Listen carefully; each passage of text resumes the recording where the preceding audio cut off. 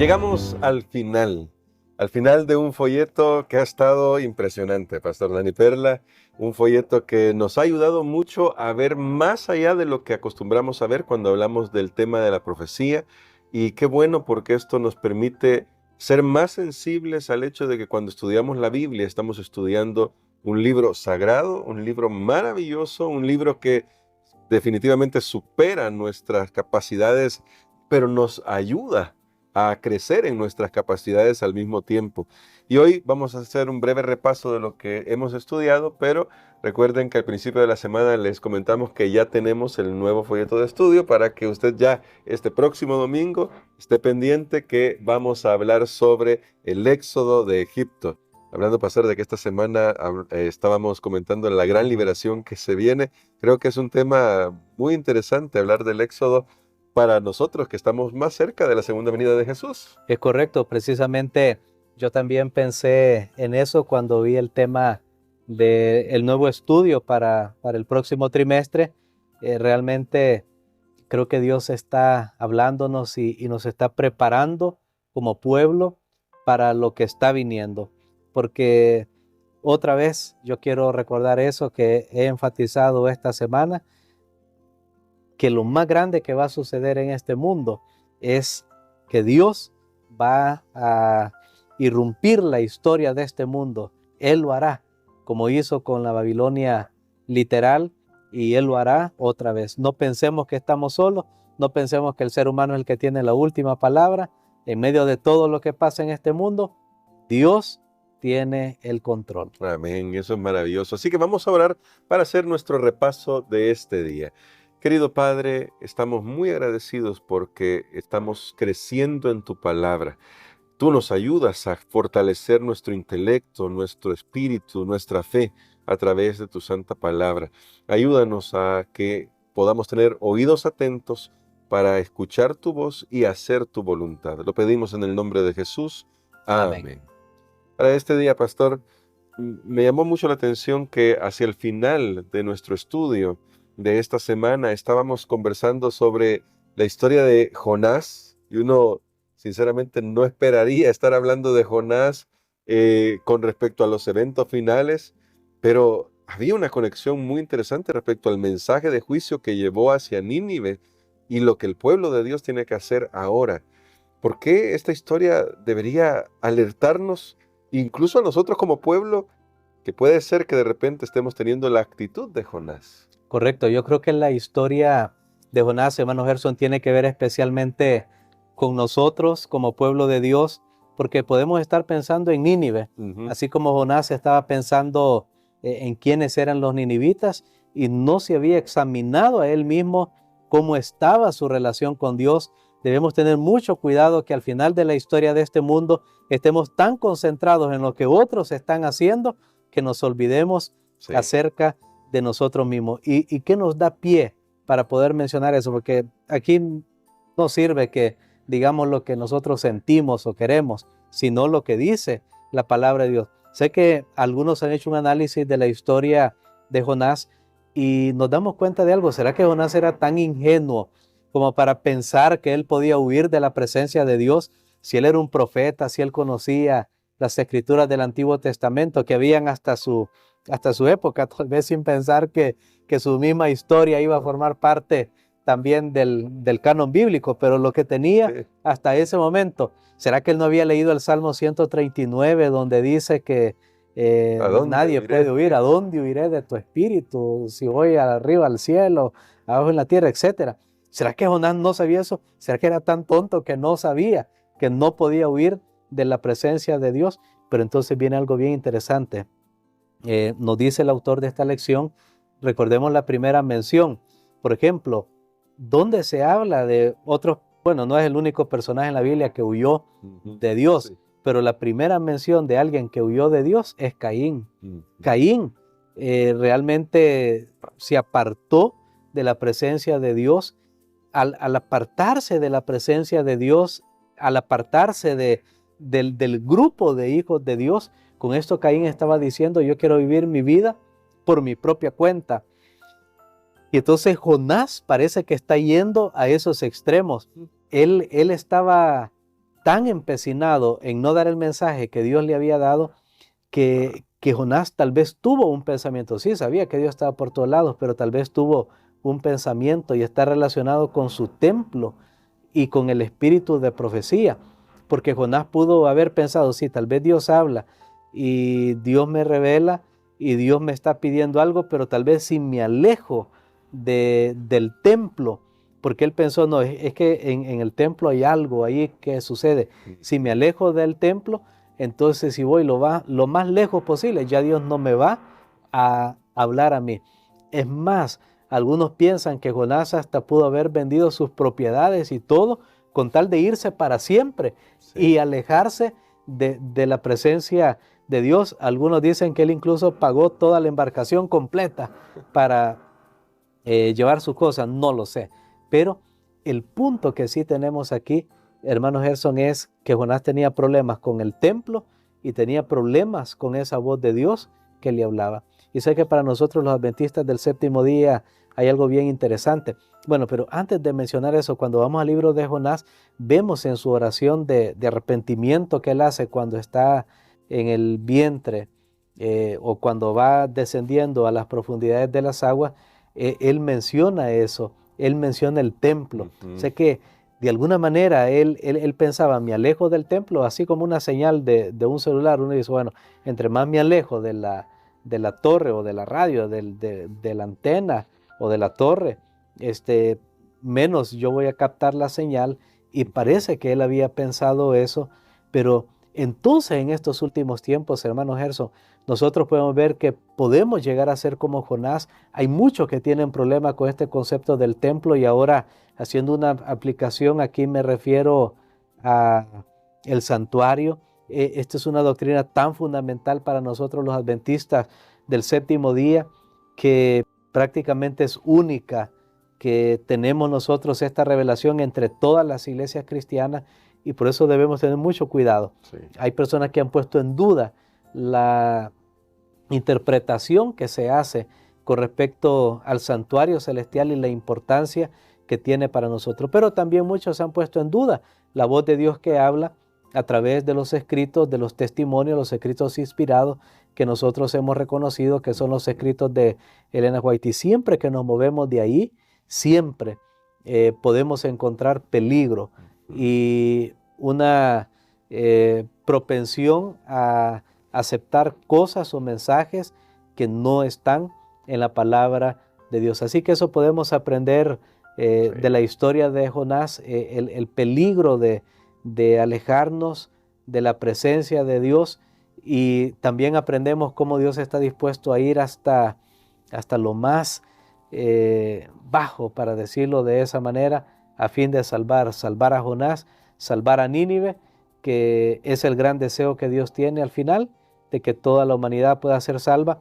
De hecho, los judíos mismos, en las ceremonias que tienen ellos del día de la expiación, del Yom Kippur, ellos leen esta historia de Jonás, porque tiene que ver con arrepentimiento. Y nosotros vivimos en el día antitípico de expiación, así como hubo un día de expiación en el pueblo de Israel cada año. Hoy, para nosotros, desde que Cristo entró al lugar santísimo en el santuario celestial a hacer su última obra de purificación por los pecadores de este planeta Tierra, bueno, a partir de ese momento estamos viviendo en el gran día de la expiación. Nuestra actitud debe ser una actitud de solemnidad, de arrepentimiento, de cambio, de transformación. Este es otro de los elementos que encontramos en esta historia de Jonás, que nos puede ayudar para nosotros hoy. Amén. Y me gustaba mucho eso que estaba diciendo, para hacer ese alejamiento que quería hacer Jonás. Creo que, sin tratar de alegorizar, me gustó que usted decía en algunas ocasiones eso, no estamos tratando de alegorizar, pero ese alejamiento finalmente adormece tanto la conciencia de Jonás que en medio del peligro de otras personas, él está dormido y es como, no me importa lo que suceda a los demás, mientras yo vaya aquí tranquilo. Y qué tremendo, no podemos caer como iglesia en ese adormecimiento, tenemos que estar más cerca de Dios. Y luego esta semana estudiamos el tema de Daniel, capítulo 5, Belsasar, y cómo él está haciendo algo deliberadamente, vamos a decirlo de esta manera, sacrílego, para retar incluso al mismo Dios del cielo. Y esto ya lo vemos bastante en el libro de Daniel. Hay poderes que están contra Dios y están yendo en una pugna contra Dios, lo va a mencionar Apocalipsis después. ¿Cómo esto que hace Belsasar está comparable con esos otros poderes descritos en la profecía que demuestran esa lucha que tienen los poderes humanos contra Dios? Bueno, voy a responder a esa pregunta, pero me quedó, hermano Gerson, una partecita con lo que usted mencionaba, cómo Jonás dormía mientras a su alrededor había una gran tormenta y él conocía el mensaje, pero al final se tranquilizó y más bien el conocer el mensaje fue para él, estaba pensando en esa ilustración como un antídoto, que por ejemplo un antídoto de para una mordedura de serpiente funciona utilizando el mismo veneno de la serpiente, pero previamente preparado para que el cuerpo produzca anticuerpos, una reacción. Y sabe que eso nos puede pasar como pueblo de Dios. Aquellos que decimos, tenemos este mensaje, leímos ya el conflicto de los siglos, ya sabemos este mensaje, y podemos estar tan dormidos, y este mensaje, en vez de despertarnos, puede funcionar como, nos da una pequeña dosis, como un antídoto, pero que no realmente accionamos hacia donde tenemos que accionar, porque el mundo está yendo hacia su etapa final. Sí. Recordemos que en la Biblia se habla de esa figura que es el dragón, es Satanás, y él sabe que le queda poco tiempo. Entonces, él está haciendo todo lo que puede en su poder y hasta donde Dios le permite para poner al mundo en contra de Dios y para él recibir la adoración que solo Dios merece.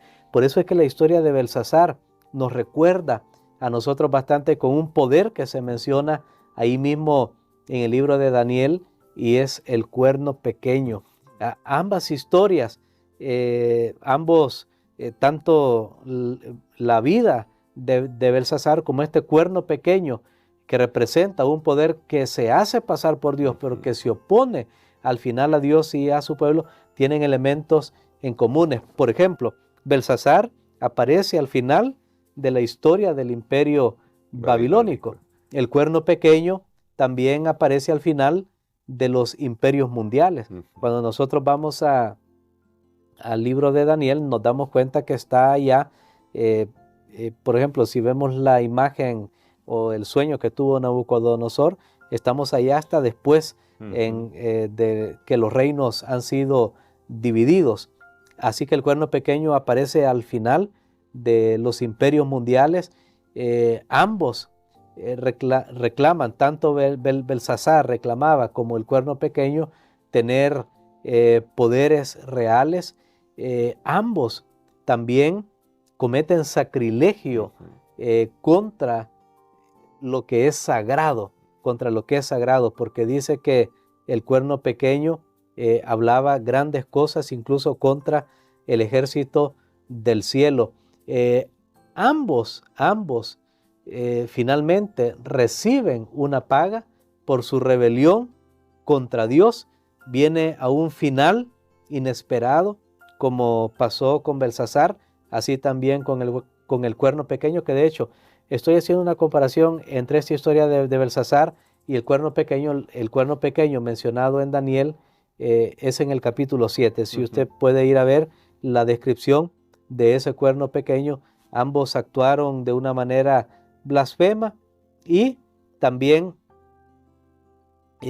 ambos llegaron a adquirir su poder por el poder de alguien más. Ahí tenemos entonces nosotros algunas comparaciones, pero lo que más a mí me llama la atención, hermano Gerson, es esa mezcla siempre de querer unir a tanto lo que es político con lo que es religioso, para pasarse o ponerse aún por encima de Dios mismo, al menos aquí en esta tierra en teoría, porque Dios está en su trono universal y nadie puede quitarlo de ese trono. Amén. Y creo que tal vez si hacemos una comparación más, ambos reciben una sentencia de juicio ahí. Y nosotros sabemos por el mensaje de los tres ángeles que estamos viviendo en la etapa del juicio final. Y para terminar nuestra reflexión de lo que ha sido este trimestre, justamente me gustaría hacer esta pregunta en esa dirección sobre el juicio. El mundo tal vez no lo sabe, el pueblo de Dios lo sabe, estamos en el tiempo del juicio final. Todo lo que está sucediendo solo demuestra que el ser humano sin Dios no puede hacer otra cosa más que autodestruirse. Y en medio de todo esto, ¿cómo nosotros, como pueblo de Dios, podemos aprender a vivir de tal manera que, y retomando de nuevo ahora a Jonás, podamos mostrar el amor de Dios al mundo mientras todavía hay oportunidad para que las personas que escuchen la voz de Dios puedan unirse al pueblo del Señor y finalmente entrar en la patria celestial como todos queremos hacerlo? Muy bien, en ese sentido, yo creo que por lo que hemos estudiado esta semana, la vida de Daniel es un ejemplo para nosotros, un ejemplo de servicio fiel desde su juventud, inalterable con el paso del tiempo. Yo creo que esto es tan importante, especialmente donde ya tenemos en países, por ejemplo, como el nuestro, más de un siglo de presencia adventista, donde deberíamos caminar y madurar en la fe de una manera mucho más grande que alguien que apenas, pues, o un país o una región de la tierra que apenas van escuchando la predicación del Evangelio. Y creo que tiene que ser combinado porque me gusta ver esto también. En el libro de Daniel, por ejemplo, tiene dos partes. De los 12 capítulos, los primeros 6 narran historias personales y los últimos 6 se concentran básicamente en las profecías. Entonces lo que nosotros tenemos ahí es la historia de Daniel y sus amigos que se mantuvieron fieles. Mira, ¿de qué sirve que una persona diga, sí, yo conozco las profecías y todo, pero su vida no da ejemplo, no da testimonio? Tenemos que dar ejemplo, tenemos que ser testimonio. No basta con decir, sí, yo creo todo eso, sí, yo sé que va a pasar esto, que va a haber una ley dominical y que no sé qué, pero ¿cómo estoy viviendo? Las decisiones que voy tomando cada día, eso es lo que realmente cuenta. Incluso tomarlas en una manera personal. Me imagino que, por ejemplo, en ese valle donde se había erigido una gran estatua para que la adoraran, me imagino que habían otros hebreos por ahí, Sí. pero solo los amigos de Daniel se mantuvieron firmes. Me imagino que en otras ocasiones también otros que eran judíos, probablemente ellos sucumbieron ante las demandas de los reyes o las leyes que habían sido puestas ahí, pero no Daniel. Entonces, ¿qué nos está diciendo esto? Tenemos que velar cada uno, hacer lo correcto ante Dios. A veces nos podemos tratar de convertir en jueces de la vida de otras personas y nos olvidamos, y tal vez para tapar nuestra propia vida. Yo tengo preocupación, hermano Gerson, porque muchas veces nosotros podemos estar tan enfocados en lo que otras personas hacen y podemos hasta realmente concentrarnos en eso y descuidar nuestra propia salvación.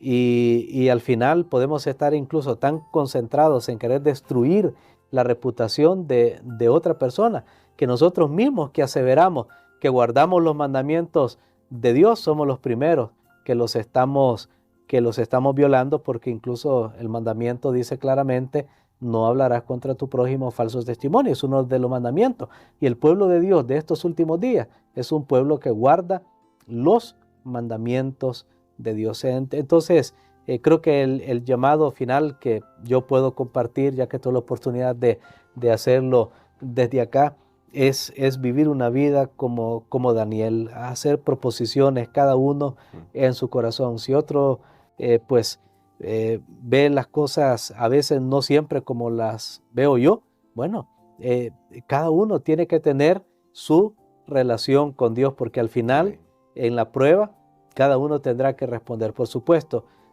somos un cuerpo, somos una iglesia y deberíamos procurar estar en armonía los unos con los otros. Entonces creo que de esa manera nosotros vamos a poder estar preparados ahora para predicar un mensaje, como dice Mateo 24:14, que va a ser testimonio para otras personas. No solo la teoría, cuando sea la predicación final del Evangelio, habrá sido presentada. Sí. Ahora será una vida consagrada, una vida dedicada al Señor, que tendrá un poder irresistible para el bien en aquellos que ya están tomando su decisión también para seguir a Cristo Jesús. Yo quiero pensar, hermano Gerson, que hay mucho pueblo, que hay mucha gente que Dios está preparando, no están ahora con nosotros, pero que Dios está preparando para aceptar este mensaje. Pero más bien, si Dios actuara con premura y los trajera allá, tal vez nuestra propia vida de aquellos que decimos que ya conocemos el mensaje los desanimaría. Así que Dios los tiene por ahí en stand-by, como dice la frase por ahí, y Dios está esperando que nosotros vivamos el Evangelio, hermano. Eso es lo más importante. Recuerde lo que dice el canto: soy yo, Señor, el que necesita orar. No es mi hermano, no es el pastor, no es mi padre, no es mi madre, soy yo, Señor. Cada uno conságrese al Señor, cada uno vive el Evangelio, cada uno viva vidas victoriosas, y entonces vamos a ver un movimiento como nunca lo hemos visto de predicación del Evangelio para estos últimos tiempos. Amén. Y con esta invitación que nos hace nuestro pastor, queremos pedirle que ore por nosotros para que lo que hemos estudiado no se quede solamente en conocimiento, sino que lo podamos llevar a la práctica. Cada uno tiene sus propios desafíos, pero tomados de la mano de Jesús llegaremos juntos a la patria celestial. Amén. Padre, te damos gracias, Señor, porque te has manifestado al darnos la oportunidad de estudiar tu palabra durante este trimestre. Gracias también porque eso indica que hemos vivido, hemos tenido la oportunidad de vida, la oportunidad de que nuestras vidas puedan ser conformadas a la semejanza de nuestro Señor Jesucristo. Señor, ponemos todo en tus manos. Sabemos que hay mucho más para aprender, para entender, pero ayúdanos sobre todo para vivir y para compartir. Lo pedimos en el nombre de Jesús. Amén.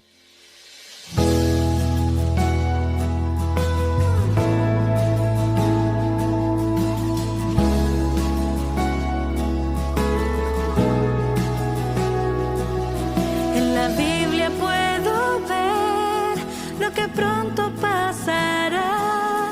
Jesús viene otra vez, nos viene a rescatar. Las profecías ya se cumplen, el fin se acerca ya. Al mundo anunciaremos que pronto volverá. Cristo viene otra vez, Jesús volverá. Las profecías se cumplen, digámoslo ya, que todo el mundo conozca el poder de su cruz. Alumbremos al mundo con la luz de Jesús.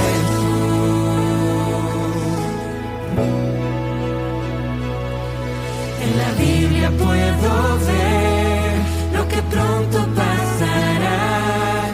Jesús viene otra vez, nos viene a rescatar. Las profecías ya se cumplen, el fin se acerca ya. Al mundo anunciaremos que Cristo volverá. Cristo viene otra vez, Jesús volverá. Las profecías se cumplen, digámoslo ya, que todo el mundo conozca el poder de su cruz. Alumbremos al mundo con la luz de Jesús. Cristo viene